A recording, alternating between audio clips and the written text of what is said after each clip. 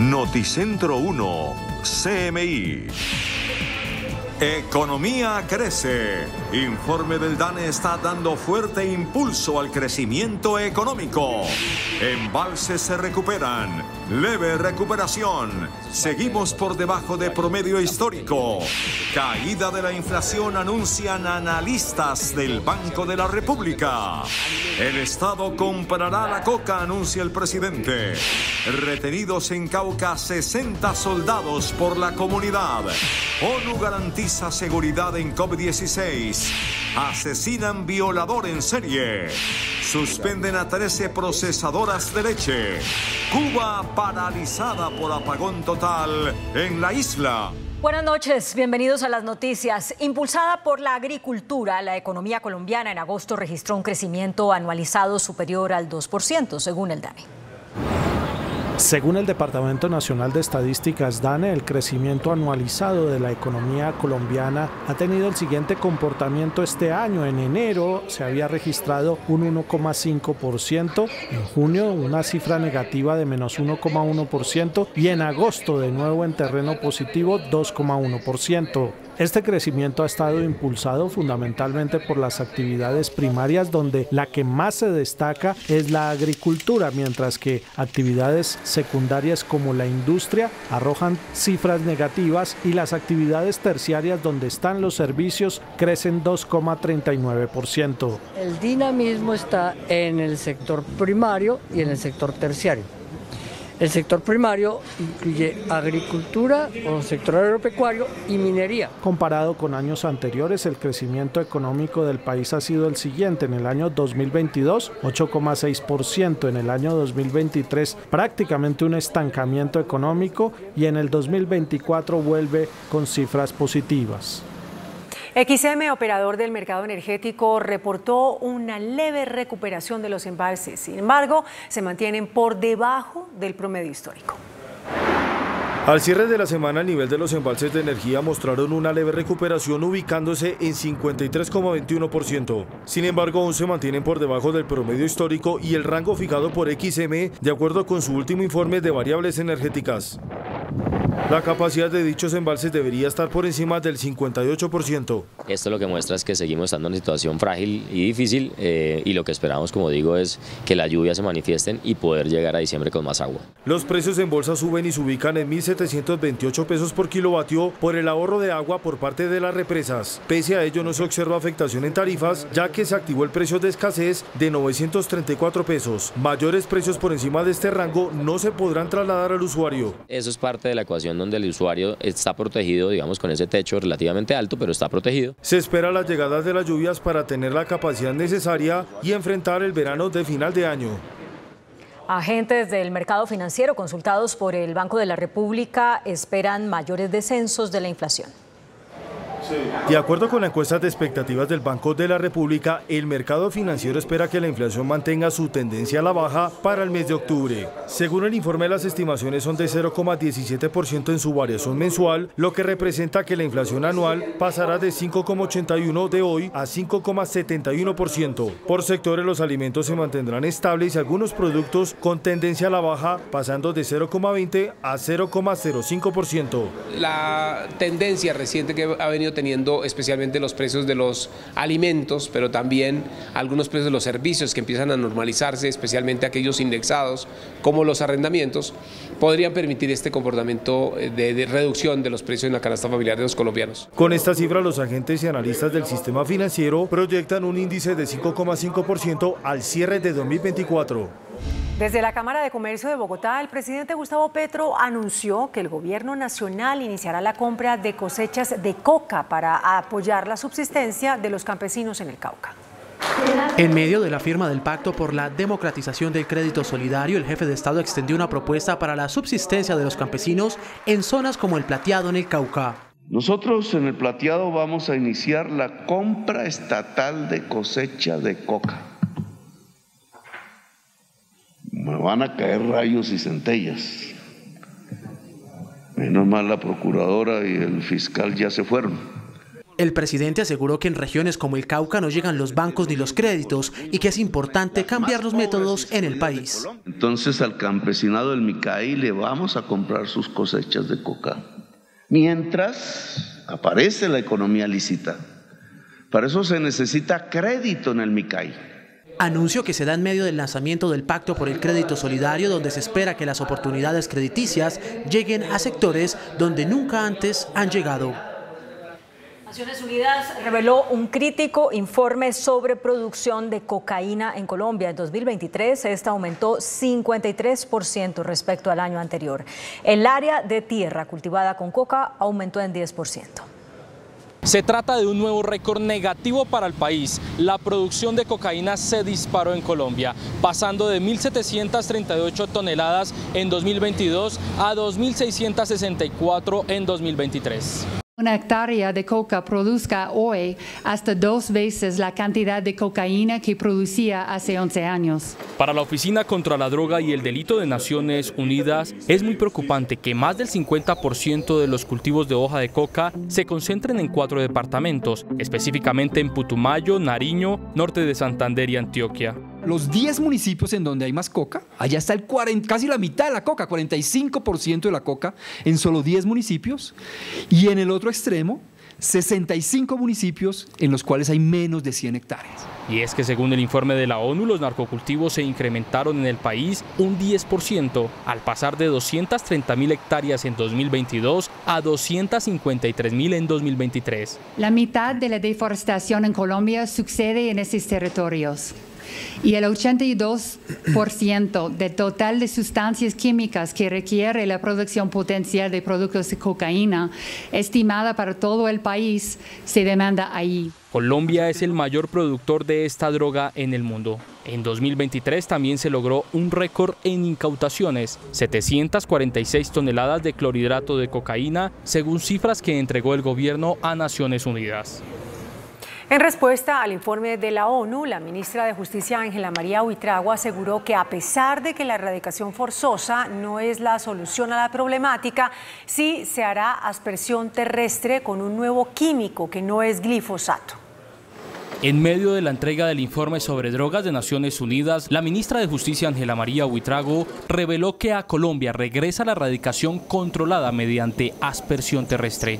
No se abandona la opción de erradicación, una noticia que yo no sé si conocen, se va a volver a erradicar de manera controlada con un aspersión terrestre, pero con un producto, entre otras, que está garantizando que no hay daño ambiental como lo producía el glifosato y que no va a afectar tampoco a la población campesina o humana que está en estas zonas. No quiso entregar detalles sobre qué producto es el que va a usar el gobierno y que no afectará, según ella, a los erradicadores y a las poblaciones. Pero ese es un tema muy importante para decir también que estamos buscando otros métodos y otras formas para erradicar. Es importante tener en cuenta que la meta de erradicación para 2024 fue de 10.000 fijada por el gobierno nacional y que hasta el momento no se ha completado ni siquiera 5.000 hectáreas erradicadas. Erradicación no es una solución significativa y por esa razón le estamos apostando a otros elementos. El ministro del Interior, Juan Fernando Cristo, dijo que el gobierno debe fortalecer la sustitución de cultivos ilícitos. Al conocer la cifra récord de aumento en la producción de cocaína y en los cultivos de coca, el ministro del Interior dijo que también ha avanzado la interdicción, pero reconoció que debe trabajarse con más efectividad. Y frente al tema de los cultivos directamente como tal, yo creo que tenemos que avanzar de una manera mucho más rápida y efectiva, lo dije acá, en las transformaciones territoriales. Esto no es un tema que se hace con fumigaciones o con erradicación, sino con proyectos productivos, con sustitución, con una intervención integral del Estado colombiano. Señaló que se analizarán las cifras de la ONU para focalizar la lucha contra este fenómeno. Hemos avanzado, pero lentamente en eso. Vamos a mirar muy bien las cifras, hasta ahora acaban de salir, para ver en qué regiones han crecido, en dónde ha disminuido y cómo podemos hacer una acción mucho más focalizada. El ministro del Interior participó esta tarde en Barranquilla en el Congreso Nacional de Hotelería. En el sector El Filo, corregimiento de La Emboscada, en Argelia, Cauca, fueron retenidos 60 soldados. Los dos pelotones se llevaban a cabo labores de seguridad y estabilidad en medio de la operación Perseo, cuando fueron retenidos por al menos 300 pobladores. En este momento, los militares están en la escuela Nuevo Horizonte a la espera de establecer comunicación con sus superiores para que se realice la extracción vía aérea. Y desde Arauca, el presidente Gustavo Petro manifestó su preocupación por la seguridad de la COP16 que se realizará en Cali.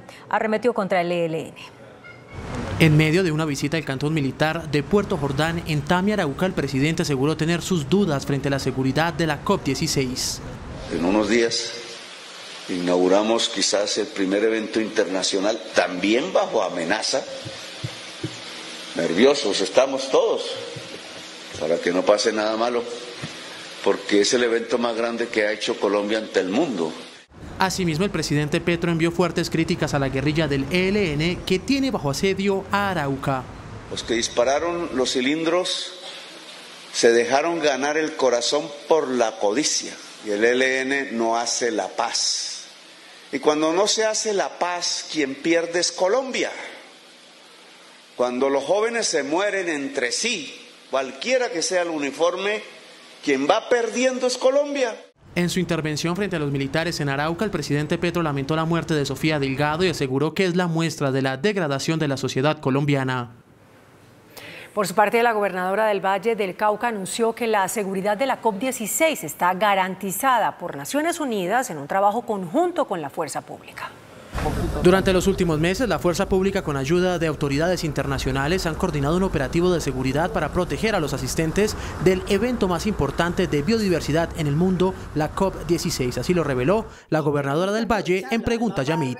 El orden público está garantizado, Yamit. Hay una estrategia articulada desde el Ministerio de Defensa, con toda la policía, el ejército, la armada. La zona azul tiene responsabilidad de las Naciones Unidas. La gobernadora también reveló que hay amenazas provenientes del suroccidente del país, pero que se han destinado millonarios recursos para afrontarlos.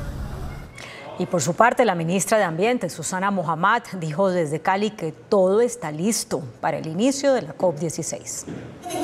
A tan solo 3 días de dar inicio a la COP16, la ministra de Ambiente, Susana Mohammad, visitó Santiago de Cali para ultimar detalles previos a la inauguración del evento que tendrá lugar el próximo domingo 20 de octubre y que contará con la presencia del presidente Gustavo Petro. Asimismo, la funcionaria anunció que a partir de hoy empezaron a llegar a la ciudad las delegaciones participantes. Bueno, la primera semana es semana donde están las delegaciones de negociadores avanzando en la agenda de negociación. Y la segunda semana es donde viene el segmento de alto nivel, que ya es el nivel político de la COP, donde estarán los ministros de Ambiente, los jefes de Estado, el secretario general de Naciones Unidas, y ya será muy cerca al finalizar las negociaciones. Así que esperamos que ese empujón político nos ayude a lograr resultados muy positivos de la negociación de esta COP16. Asimismo, la ministra Mohammad aseguró que el dispositivo articulado de la fuerza pública se mantiene funcionando permanentemente y continuará garantizando la seguridad de la COP. El Consejo Nacional Electoral publicó la resolución con la que oficializa la apertura de la investigación a la campaña del presidente Gustavo Petro por presunta violación de los topes electorales. En el documento también se notifica sobre el pliego de cargos al exgerente de la campaña, Ricardo Roa, actual presidente de Ecopetrol, y a los auditores de la misma, así como a los partidos Unión Patriótica y Colombia Humana. Pues justamente el presidente Gustavo Petro reaccionó luego de la publicación de esta resolución del Consejo Nacional Electoral, que, como veíamos, ordena investigarlo a él y a su campaña presidencial. Asegura el presidente que se actuó con dolo. A través de sus redes sociales, el jefe de Estado se despachó contra el Consejo Nacional Electoral tras la formulación de un pliego de cargos en su contra. El documento, al expresar con firma de funcionarios que se ha investigado al presidente de la República, rompe por completo el Estado de Derecho. la Constitución Nacional y el bloque de constitucionalidad. El presidente fue más allá y cuestionó el actuar de los magistrados del Consejo Nacional Electoral por investigar a su campaña. Los funcionarios firmantes están incursos en el delito de prevaricato por acción con dolo y el pueblo colombiano queda facultado legítimamente para actuar como lo decida contra el golpe de Estado. Mensaje del presidente Petro que se da en medio del anuncio de apoyo popular por parte de las centrales de trabajadores para el próximo 23 de octubre. La nación se salvó de cancelar cerca de 46 billones de pesos al ganar la tercera demanda nacional más grande de los últimos años.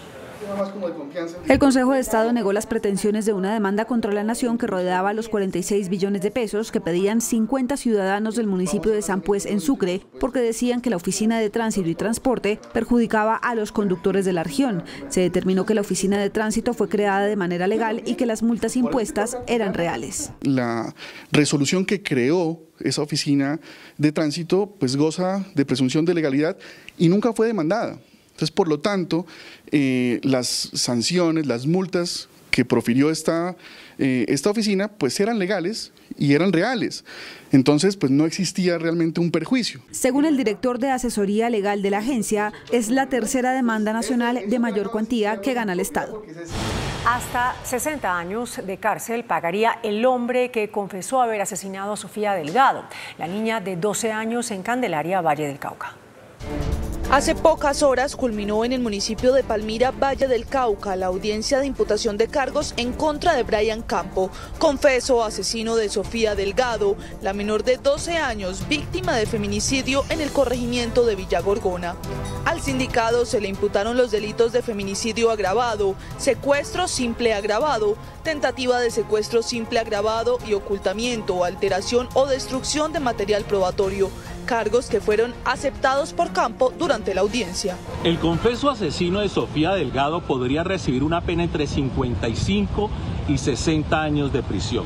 Y debido a lo dispuesto en la ley 1098, que es la ley de infancia y adolescencia, no tendría derecho a rebaja de penas. La trágica muerte de Sofía Delgado reavivó la discusión sobre cadena perpetua para violadores y asesinos de menores en Colombia, debate que ha ocasionado polémica entre diferentes sectores de la sociedad.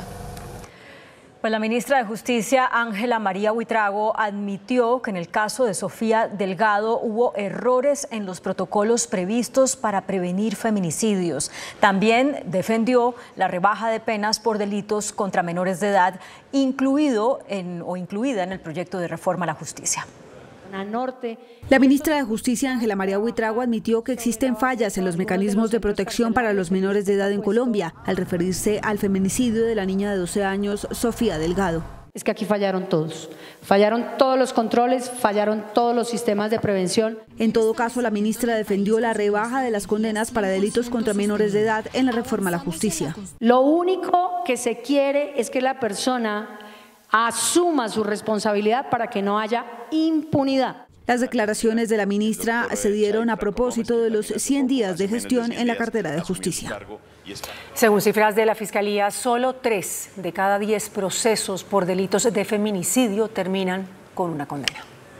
De acuerdo con cifras de la Fiscalía analizadas por la Corporación Excelencia en la Justicia, actualmente en el sistema penal colombiano cursan 4.516 casos de feminicidio, de los cuales 1.599 están en etapa de indagación, 1.261 en juicio y solo 1.503 tienen condenas. Es decir, que solo el 33% de los casos termina en sentencia, 3 de cada 10 procesos. Congresistas cuestionan un proyecto de ley que cursa en el legislativo, el cual, según denuncian, reduciría las penas para los casos de violencia contra los menores. Tenemos que endurecer las penas contra los asesinos y violadores de niños. Tenemos como país ser garantistas de sus derechos. El proyecto aún no inicia su trámite en el Congreso. Y el monstruo de los Cañaduzales, como era conocido, un asesino en serie de menores de edad en el Valle del Cauca, fue una de las víctimas del ataque al carro del IMPEC en la vía Panamericana. Una de las 4 víctimas del atentado contra una patrulla del IMPEC en la vía Panamericana es Manuel Octavio Bermúdez, un hombre de 63 años de edad, conocido como el monstruo de los Cañaduzales. Bermúdez era llamado el monstruo de los Cañaduzales, ya que solía abusar de los menores, ahorcarlos con una soga y luego dejarlos en medio de los cañaduzales vallecaucanos. En el año 2003, este sujeto confesó que había asesinado a 23 menores de edad, a quienes además abusó sexualmente en la década de los 90, por lo cual finalmente fue condenado a 40 años de prisión por el crimen de 34 niños. Su liberación sería para el año 2026, gracias a beneficios penitenciarios, pero se vio truncada por su inesperada muerte en la vía Panamericana. Tras detectar casos de adulteración de leche entera mezclada con lactosuero, el Instituto para la Vigilancia de Medicamentos y Alimentos INVIMA ordenó suspender 13 plantas procesadoras. El director del INVIMA, Francisco Rossi, reveló que la orden de la entidad a 13 plantas procesadoras de leche es preventiva y busca contener una práctica indebida como es la adulteración de la leche con lactosuero. Esto es una medida temporal, es una medida de seguridad, es una medida de protección al consumidor, pero adicionalmente también es una medida de protección al productor, porque el productor que vende un litro de leche a 1.500 pesos, al final está siendo culpado porque no le compran, primero no le compran toda la leche que le deberían comprar porque están rindiéndola con lactosuero y adicionalmente él también está perdiendo un prestigio. ¿Se afecta la calidad de la leche cuando se rinde con lactosuero? Totalmente, y esa es exactamente la razón por la cual está interviniendo el INVIMA. Medicina Legal dijo que cada día 8 personas atentan contra su propia vida. Cerca del 10% son menores de edad. Esta mañana la plenaria del Consejo de Bogotá realizó un panel en conmemoración a las más de 1.942 personas que se han suicidado este año en Colombia. De esos 1.900, 189 desafortunadamente, y a uno le enternece el corazón pensarlo, han sido de menores de 9 años. 8 de cada 10 personas que se suicidan en el país son hombres. 1.556 casos se han presentado y esto debido a estigmatismos que nos han dado a través de la vida, a través de los años a nosotros los hombres cuando vamos creciendo de no podernos quejar, de no podernos decir nada. En Bogotá se tiene registro de más de 229 suicidios en lo corrido del año. Dentro del presupuesto que tiene destinado el alcalde en el tema de salud, al menos el 5% sea para la salud mental, no como lo están diciendo que sea el 1%. Cerca del 10% de habitantes de la capital ha solicitado algún tipo de atención por un cuadro de depresión. En el departamento de Bolívar, la Policía Nacional realizó operativos en contra del Clan del Golfo. 3 integrantes de ese grupo resultaron abatidos. Las operaciones se dan específicamente en zona rural del municipio de Río Viejo, donde fueron abatidos 3 integrantes de ese grupo criminal. Además, incautaron material de intendencia, equipos de comunicaciones y armas de fuego. Según las autoridades, esta operación ofensiva continuará durante el fin de semana. Fuentes de inteligencia le confirmaron a Noticentro 1 CMI que el cabecilla de la estructura estaría gravemente herido e intentando huir de la operación policial. El líder del Clan del Golfo en esta región del país sería el responsable del homicidio de líderes sociales, además de dinamizar las confrontaciones contra el ELN en el sur de Bolívar. Cuba enfrenta la peor crisis energética de su historia. La isla está totalmente apagada. El gobierno ordenó a sus trabajadores y a estudiantes operar desde sus casas. Además, la escasez de combustible complica la posibilidad de activar los sistemas de respaldo energético. Las linternas y celulares son el foco de la luz de los cubanos para poder ver en medio de la oscuridad causada por el apagón que afecta a toda la isla, consecuencia de una falla en la mayor planta eléctrica del país. Cuando hablamos que hemos llegado a este lugar, hay que decir con toda transparencia que es que ya la economía hemos tenido que paralizar todas las fundamentales instituciones para poder garantizar este mínimo de energía eléctrica a la población. El apagón masivo llega después de meses de desconexiones eléctricas constantes en toda Cuba, debido a que sufre una grave crisis energética atribuida, entre otros problemas, a la escasez de combustible que sirve para mantener en funcionamiento las centrales eléctricas. A esto se suma que las 7 centrales termoeléctricas son antiguas y se encuentran en estado precario. El grupo terrorista Hamas confirmó la muerte de su jefe, Yahya Sinwar, y descartó la liberación de rehenes si las tropas israelíes siguen atacando Gaza. Las fuerzas de defensa de Israel revelaron el paso a paso del operativo que abatió al líder de Hamas, Yahya Sinwar. Narraron que en el marco de las actividades del ejército se realizaron incursiones y eliminaron a decenas de funcionarios del grupo terrorista en los combates cara a cara y utilizando drones de la Fuerza Aérea. Por su parte, Hamas advirtió que los 101 rehenes que aún mantienen en cautiverio en Gaza no serán liberados si no cesa la guerra y si el ejército de Israel no se retira del enclave palestino. إلا بوقف العدوان على شعبنا في غزة والانسحاب الكامل منها وخروج أسرانا الأبطال من سجون الاحتلال.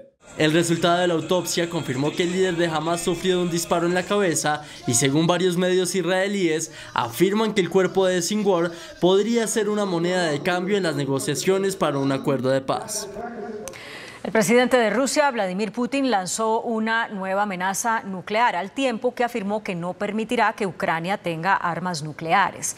Putin ordenó fabricar un tipo de misiles que están prohibidos por los tratados internacionales de armas atómicas.